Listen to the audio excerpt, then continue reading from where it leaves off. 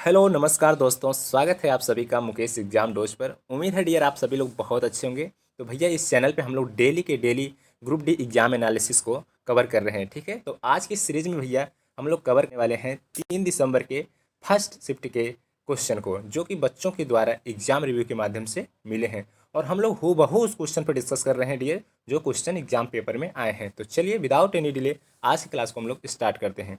आज का first question जो है भैया, फर्स्ट क्वेश्चन है भैया हमारा प्रवीण कुमार जिन्होंने 2024 पैरालंपिक खेलों में पुरुषों की ऊंची कूद 364 स्पर्धा में स्वर्ण पदक जीता, किस खेल से संबंधित है? तो प्रवीण कुमार किस खेल से संबंधित है भैया? तो करेक्ट ऑप्शन है आपका ए एथलेटिक्स। करेक्ट ऑप्शन क्या है भैया? ए एथलेटिक्स। ठीक है, मैं बात करूँ डियर कि प्रवीण कुमार जो एक भारतीय पैरा एथलेटिक्स है, प्रवीण कुमार एक भारतीय पैरा एथलेटिक्स है। कौन से एथलेटिक्स थे भैया? तो पैरा एथलेटिक्स है। ठीक है, चलिए नेक्स्ट क्वेश्चन देखते हैं। क्वेश्चन नंबर 2 है भैया हमारा कि 2025 में महिला वनडे क्रिकेट में सबसे तेज शतक किस महिला क्रिकेटर ने लगाया?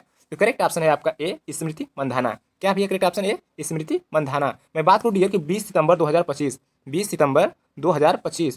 2025 को नई दिल्ली के अरुण जेटली स्टेडियम में भारत बनाम ऑस्ट्रेलिया के तीसरे वनडे मैच में स्मृति मंधाना ने 50 गेंद में शतक लगाकर 2025 का सबसे तेज महिला वनडे शतक बनाया, जो भारतीय महिला क्रिकेट का रिकॉर्ड भी है। यह महिला वनडे इतिहास का दूसरा सबसे तेज शतक है।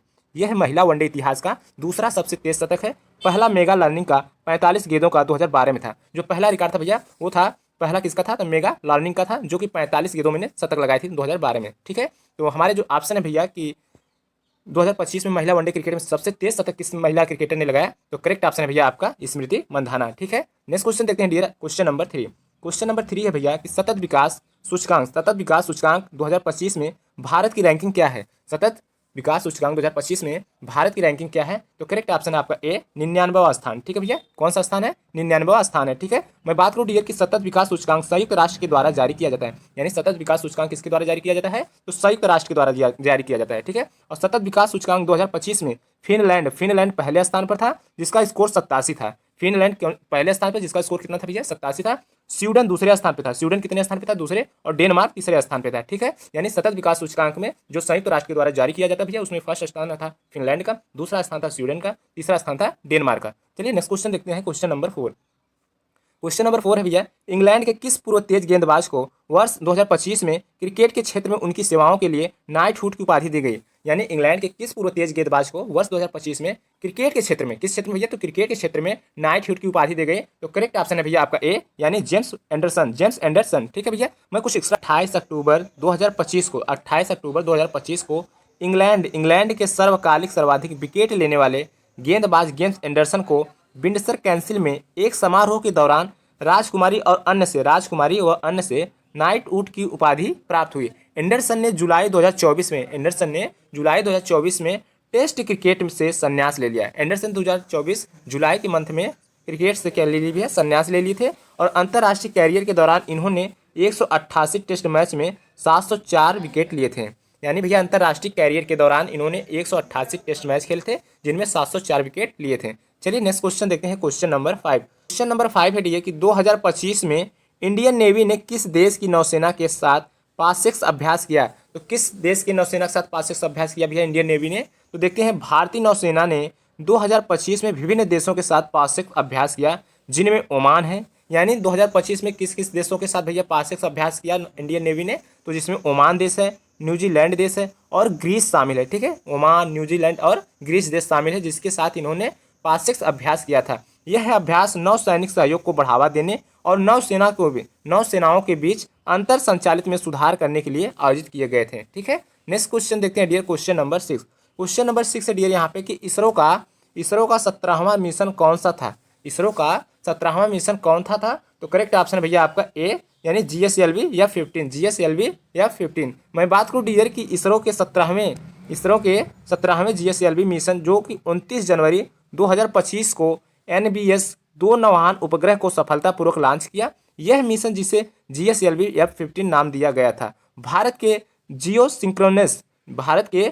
सिंक्रोनस सैटेलाइट लॉन्च व्हीकल की 17वीं उड़ान थी। तो कौन सी उड़ान थी भैया? तो 17वीं उड़ान थी, जो कि 29 जनवरी 2025 को लॉन्च किया गया था। ठीक है, नेक्स्ट क्वेश्चन देखते हैं डियर। क्वेश्चन नंबर 7 एक पोषण स्तर से दूसरे पोषण स्तर तक ऊर्जा का लगभग कितना प्रतिशत स्थानांतरित होता है। यानी एक फेज से दूसरे फेज में जब ऊर्जा का लगभग कितना प्रतिशत स्थानांतरित होता है, तो करेक्ट ऑप्शन है भैया आपका बी यानी 10%। ठीक है भैया। मैं बात करूँ डी की पारिस्थितिकी तंत्र में ऊर्जा का प्रवाह लैंडमैन यानी लैंडमैन के 10% नियम के अनुसार, किसके नियम के अनुसार भैया, तो लैंडमैन के 10% नियम के अनुसार एक स्तर से दूसरे स्तर में ऊर्जा कितना स्थानांतरित होता है, तो 10% स्थानांतरित होता है। ठीक है। और इस नियम के अनुसार एक पोषण स्तर से दूसरे पोषण स्तर तक लगभग केवल 10% ऊर्जा ही स्थानांतरित होता है। चलिए नेक्स्ट क्वेश्चन देखते हैं dear, question number 8। Question number 8 है डियर कि विश्व स्वास्थ्य दिवस 2025 का विषय क्या है। विश्व स्वास्थ्य दिवस 2025 का विषय क्या है, तो करेक्ट ऑप्शन है भैया आपका बी, स्वस्थ शुरुआत आशापूर्ण भविष्य। स्वस्थ शुरुआत आशापूर्ण भविष्य। मैं बात करूँ डियर कि विश्व स्वास्थ्य दिवस मनाया कब जाता है, तो 7 अप्रैल को। कब भैया, 7 अप्रैल को मनाया जाता है। ठीक है। तो इस बार का जो विषय था भैया कि स्वस्थ शुरुआत आशापूर्ण भविष्य। ठीक है। नेक्स्ट क्वेश्चन देखते हैं, क्वेश्चन नंबर 9। क्वेश्चन नंबर 9 है डियर कि वह कौन सी प्रक्रिया है जिसमें एक कोशिका 2 कोशिकाओं में विभाजित होती है और जीन का स्थानांतरण होता है। तो यानी एक कोशिका 2 कोशिकाओं में विभाजित होती है और जीन का स्थानांतरण होता है, ऐसी प्रक्रिया को हम लोग कहते हैं भैया माइटोसिस प्रक्रिया। कौन सी प्रक्रिया भैया, माइटोसिस प्रक्रिया। ठीक है। और मैं बात करूं डियर कि माइटोसिस वह कोशिका विभाजन की प्रक्रिया है, माइटोसिस वह कोशिका विभाजन की प्रक्रिया है जिसमें एक मात्र कोशिका 2 समान पुत्री कोशिकाओं में विभाजित होती हैं। ठीक है। यानी माइटोसिस वह विभाजन प्रक्रिया है कोशिकाओं की जिसमें एक कोशिका 2 समान पुत्री कोशिकाओं में भैया विभाजित होती हैं। ठीक है। चलिए नेक्स्ट क्वेश्चन देखते हैं, क्वेश्चन नंबर 10। जब लेड नाइट्रेट और पोटेशियम आयोडाइड के बीच अभिक्रिया के फलस्वरूप बनने वाले अवक्षेप का रंग कैसा होता है। तो बनने वाले अवक्षेप का रंग कैसा होता है, यानी भैया जब हम लोग जब लेड नाइट्रेट का पोटेशियम आयोडाइड के साथ अभिक्रिया कराते हैं, तो इस अभिक्रिया के फलस्वरूप जो अवक्षेप बनते हैं उनका रंग कैसा होता है, तो उनका रंग होता है भैया पीला। कैसा होता है भैया, तो पीला रंग होता है। ठीक है। यानी भैया यहाँ पे लिखा गया कि जब लेड नाइट्रेट पोटेशियम आयोडाइड के साथ अभिक्रिया करता है तो बनने वाला अवक्षेप का रंग चमकीला पीला होता है। कैसा होता है भैया, चमकीला पीला होता है। यह एक दोहरी विस्थापन अभिक्रिया है, यह एक दोहरी विस्थापन अभिक्रिया है जिसमें लीड आयोडीन का एक ठोस अवक्षेप बनाता है। एक ठोस अवक्षेप बनाता है। ये क्या भैया, अवक्षेप। तो क्या बनाता है भैया, एक ठोस अवक्षेप बनाता है। नेक्स्ट क्वेश्चन देखते हैं dear, question number 11। Question number 11 है भैया, रदरफोर्ड ने किस परिक्रमण या परिकीर्णन प्रयोग के द्वारा परमाणु के नाभिक की खोज की थी। यानी रदरफोर्ड ने किस परिकीर्णन के द्वारा भैया परमाणु नाभिक की खोज की थी, तो करेक्ट ऑप्शन है आपका ए, अल्फा कर्ण परिकीर्णन प्रयोग के द्वारा। ठीक है भैया। अगर मैं बात करूँ कि रदरफोर्ड ने अल्फा कर्ण परिकीर्णन प्रयोग, जिसे हम लोग गोल्ड फाइल प्रयोग भी कहते हैं, इसी के प्रयोग के द्वारा परमाणु नाभिक की खोज की थी। और इस प्रयोग में इन्होंने सोने की पतली पन्नी पर धनात्मक आवेशित अल्फा कणों की बौछार की और देखा कि अधिकांश कण सीधे निकल गए। ठीक है भैया। और मैं बात करूँ कि कुछ कण जो है कि वापस भी अपने रास्ते से हट गए और कुछ कण तो वापस आ गए, और जिससे यह निष्कर्ष निकला कि परमाणु केंद्र की सघन और धनावेशित नाभिक होता है। ठीक है। यानी जिससे क्या निष्कर्ष निकला भैया कि परमाणु केंद्र में एक सघन और धनावेशित नाभिक होता है। चलिए नेक्स्ट क्वेश्चन देखते हैं dear, question number 12। Question number 12 है भैया कि अयस्क से अशुद्धियां हटाने की प्रक्रिया को क्या कहते हैं। अयस्क से अशुद्धियां हटाने की प्रक्रिया को क्या कहते हैं, तो करेक्ट ऑप्शन है भैया आपका बी, यानी संकेंद्रण या अयस्क का संवर्धन। संकेंद्रण या अयस्क का संवर्धन कहते हैं अयस्क से अशुद्धियां हटाने की प्रक्रिया को। ठीक है। नेक्स्ट क्वेश्चन देखते हैं dear, question number 13। Question number 13 क्या है कि कार्बन में, क्वेश्चन नंबर 13 है भैया कि कार्बन निम्नलिखित में से किस प्रकार के बॉन्ड का प्रमुख रूप से निर्माण करता है। तो कार्बन किस प्रकार के बॉन्ड का प्रमुख रूप से निर्माण करता है, तो करेक्ट ऑप्शन है भैया आपका सी, सहसंयोजक बॉन्ड। कौन सा भैया, सहसंयोजक बॉन्ड। ठीक है। नेक्स्ट क्वेश्चन देखते हैं dear, question number 14। Question number 14 है धातु और कार्बनिक अम्ल की अभिक्रिया से कौन सी गैस निकलती है। यानी धातु और कार्बनिक अम्ल की अभिक्रिया से कौन सी गैस बनती है, तो करेक्ट ऑप्शन बनेगा आपका भैया बी, यानी कार्बन डाइऑक्साइड। कौन सा गैस बनती है भैया, कार्बन डाइऑक्साइड गैस बनता है। ठीक है। मैं थोड़ा सा इसमें एक्स्ट्रा फैक्ट की बात करूँ डियर, तो जब कोई धातु जैसे जिंक, मैग्नीशियम, आयरन किसी अन्य कार्बनिक अम्ल के साथ जैसे एसिडिक अम्ल, फार्मिक अम्ल के साथ अभिक्रिया करता है तो लवण और हाइड्रोजन गैस बनती है। कौन सी गैस भैया, लवण और हाइड्रोजन गैस बनती है। अम्ल धातु कार्बोनेट से अभिक्रिया कर कौन सी गैस मुक्त करती है, तो कार्बन डाइऑक्साइड गैस मुक्त करती है। कौन सा गैस भैया, तो कार्बन डाइऑक्साइड गैस मुक्त करती है। ठीक है। नेक्स्ट क्वेश्चन देखते हैं dear, question number 15। Question number 15 है भैया कि श्वेत प्रकाश जब प्रिज्म से गुजरता है तो उसका विभिन्न रंगों में विभक्त होना किस प्रक्रिया को कहते हैं। यानी जब श्वेत प्रकाश भैया प्रिज्म के माध्यम से गुजरता है तो उनके विभिन्न रंगों में विभक्त होना वह कौन सी प्रक्रिया कहलाती है? तो करेक्ट ऑप्शन है भैया आपका सी, यानी उस प्रक्रिया को हम लोग कहते हैं वर्ण विक्षेपण। यानी उनके रंगों का विभक्त होने की प्रक्रिया जो है भैया उसको हम लोग कहते हैं वर्ण विक्षेपण कहते हैं। ठीक है भैया, नेक्स्ट क्वेश्चन देखते हैं डियर, क्वेश्चन नंबर 16। 2025 में किस फिल्म ने आईफा अवार्ड्स में 10 पुरस्कार जीते और प्रमुख श्रेणियों में नामांकित होकर सुर्खियां में रही? तो एक कौन सी फिल्म थी भैया? तो ये थी लापता लेडीज। कौन सी फिल्म थी भैया? तो लापता लेडीज। ठीक है, नेक्स्ट क्वेश्चन देखते हैं dear, question number 17। Question number 17 है भैया, स्थितिज ऊर्जा किन किन कारकों पर निर्भर करती है? तो करेक्ट ऑप्शन है आपका बी, द्रव्यमान, ऊंचाई और गुरुत्वाकर्षण। ठीक है, नेक्स्ट क्वेश्चन देखते हैं डियर, क्वेश्चन नंबर 18। यदि फाइलोपियन ट्यूब अवरोध हो जाए यानी ब्लॉक हो जाए तो निम्न में से कौन सी प्रक्रिया रुक जाती है? यदि फाइलोपियन ट्यूब अवरोध हो जाए तो कौन सी प्रक्रिया रुक जाती है? तो करेक्ट ऑप्शन है भैया आपका बी, यानी निषेचन की प्रक्रिया रुक जाएगी। ठीक है, यदि मैं बात करूं डियर की फाइलोपियन ट्यूब वह स्थान है जहां समांतर शुक्राणु और अंडाणु का मिलन होकर निषेचन होता है, यानी फर्टिलाइजेशन कहाँ होता है भैया? तो फाइलोपियन ट्यूब में होता है। यदि फाइलोपियन ट्यूब अनुरोध हो जाए यानी अवरोध यानी ब्लॉक हो जाए तो शुक्राणु अंडाणु तक नहीं पहुंच पाते हैं, परिणाम क्या होगा कि भैया निषेचन ही नहीं हो पाएगा। ठीक है, परिणाम क्या होगा कि निषेचन नहीं हो पाएगा, जिससे गर्भाधारण रुक जाता है। जिससे क्या हो जाएगा भैया? गर्भाधारण रुक जाएगा। इसका मतलब भैया कि यदि फाइलोपियन ट्यूब में अवरोध कर दिया जाए या ब्लॉक कर दिया जाए तो क्या होगा? तो इसके कारण से भैया वहां पे क्या होगा? निषेचन नहीं हो पाएगा। ठीक है, नेक्स्ट क्वेश्चन देखते हैं, क्वेश्चन नंबर 19।